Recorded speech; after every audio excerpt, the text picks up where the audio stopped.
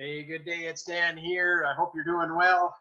Today I want to share with you a little something I picked up from the book I'm reading, The $100 Startup.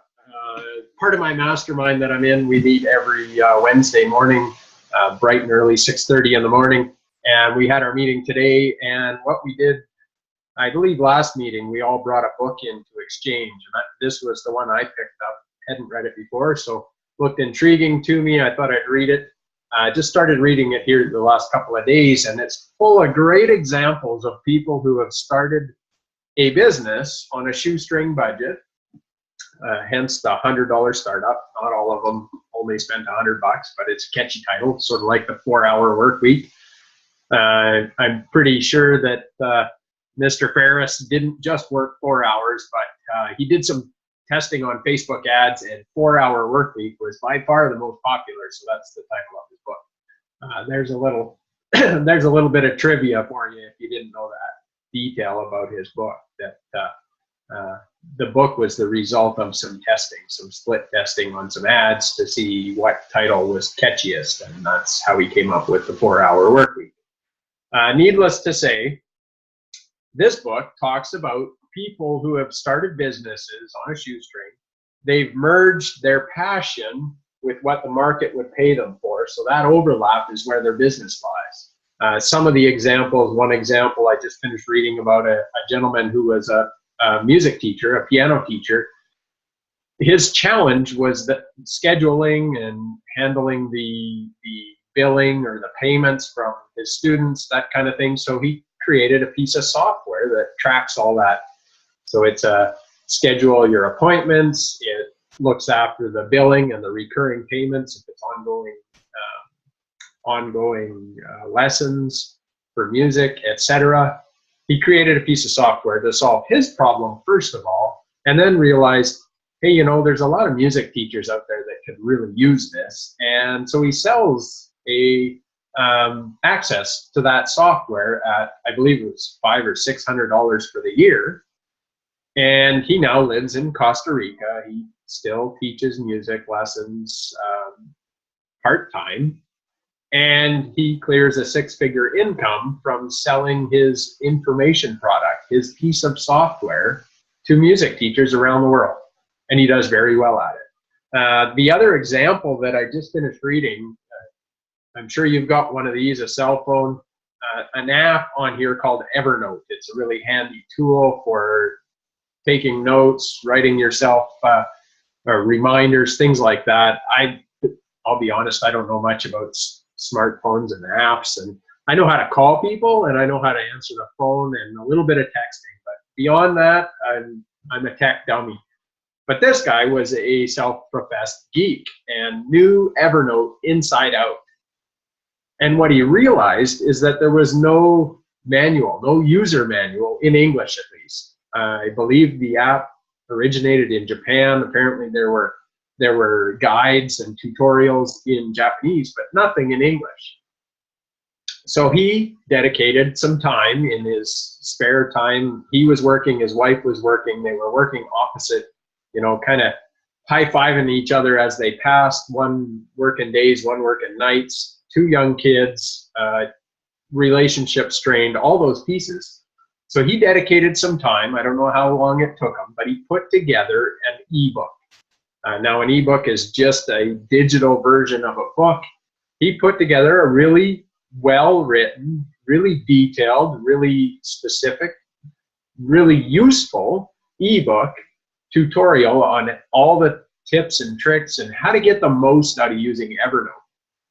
And he published that ebook online and sold copies of it for $25. So it's something he created once that he can sell over and over again. And he made a deal with his wife that if he made $10,000 from the sale of his ebook over however long it took to sell, I think they gave a timeline of a few months, that she would quit her job and stay home to look after the kids and help improve their family situation if he made enough money off of this project. Well, it turns out he sold something like $25,000 in his first week, and hasn't looked back. He's still selling copies of his book and ended up actually getting hired by the people who created Evernote to work for their business, and still gets to sell his guide. And so that's a really great example of a skill set that a lot of times we dismiss things we know because we assume everybody else knows them too, and that's not true. And in fact, another mentor of mine shared a post this morning about why information products actually, why do people pay money for them when most of the time the information that's in them is available for free online. And here's why. The reason why is because everybody's in information overload. There's information everywhere. If you want to find something, it's out there. The problem is how much time do you want to spend finding it? And are you willing to pay a small price to somebody who will take that time? And that's where this ebook example comes from. That information was out there. He took the time to research it all, compile it, put it together in a clear to follow format that people were willing to pay him for. And it was a great return on his investment. He spent however many hours it took. And let's say it took, a couple hours, a few hours a week, maybe 5 or 10 hours a week, an hour or two a day for a year. Yeah, it sounds like a lot of time, but if that brought you a 6-figure income within the next year, was it worth it? I would hazard to say yes. So what is it that you know right now that's a passion of yours that you'd love to get paid to do, that you're not taking advantage of, and you're not sharing that gift with the rest of the world? There's no way for anybody else to get that knowledge from you. And how can you put it out there in a way that the world can pay you money for it? So maybe writing isn't your thing. Well, maybe shooting videos like this is. You could put together a small video series. Maybe you're really good at cooking or recipes. I shared a little while ago a video from 2 young girls from Australia. They share little cake decorating and baking tips that they do. I don't know if they do any of the actual cooking, but they like to make desserts and that kind of thing. They're clearing well over 6 figures a year, and they're not even 10 yet, because they're sharing information and they put it out there in an entertaining way and people engage with it. And they're not even selling anything. They're making their money from ads and sponsorships. So, there's a million ways to make $1 million. And I would hazard to guess, for most people, it's going to be easier to make $1 1 million times than it will be to make $1 million one time. Now, if you've got a way to make $1 million one time, go do it.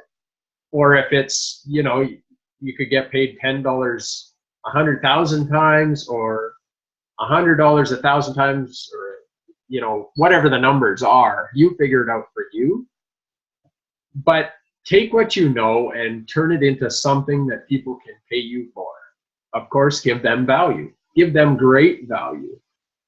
Give them so much value that they're blown away and they want to know what else you have. And then you've got the recipe for success. So I hope you enjoyed this video. I hope it inspired you. Find a copy of this book. If you haven't read it, go out and get it, because it might plant some more seeds of things you could be doing differently. And it doesn't mean you got to quit your job if you love what you do, but maybe it means you could bring in an extra $50 or $100 a day on the side, and that could fund your retirement, or that could fund your vacation, or it could fund your child's education, or it could fund whatever you want. It could go straight to charity if that's what you want. That's all up to you.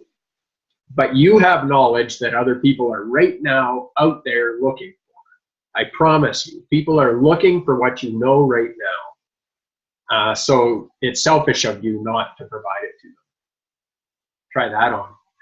So that's my encouragement. Let's get what's up here that that you're really good at out there for other people to learn from, to benefit from, and make the world a better place. So that's my encouragement for today. Hope you're doing well. I look forward to talking to you again soon. Make it a great day. Bye for now.